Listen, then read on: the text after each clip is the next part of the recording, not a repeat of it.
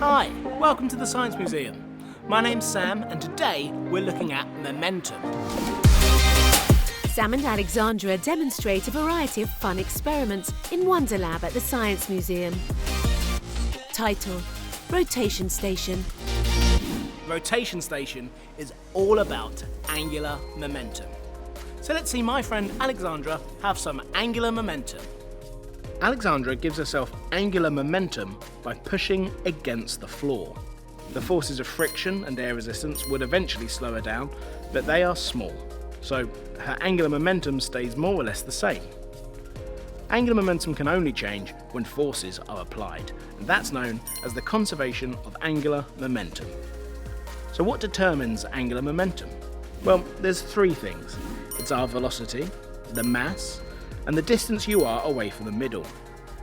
So if Alexandra starts spinning, and we decrease the distance from the middle by Alexandra pulling herself in, let's see what happens.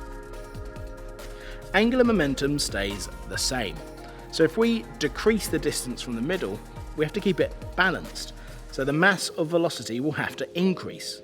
And we can't instantly increase the mass of Alexandra, so instead, the velocity of Alexandra will increase. Now, if she leans back out to increase the distance from the middle, the speed will also then decrease to keep momentum going the same. So Alexandra is covering the same amount of distance, either a small circle with a high velocity or a large circle with a lower velocity. Are you a bit dizzy now, Alexandra? Giggling, she staggers. Do you need to sit down? Alexandra chuckles and gives a thumbs up. Science Museum Group,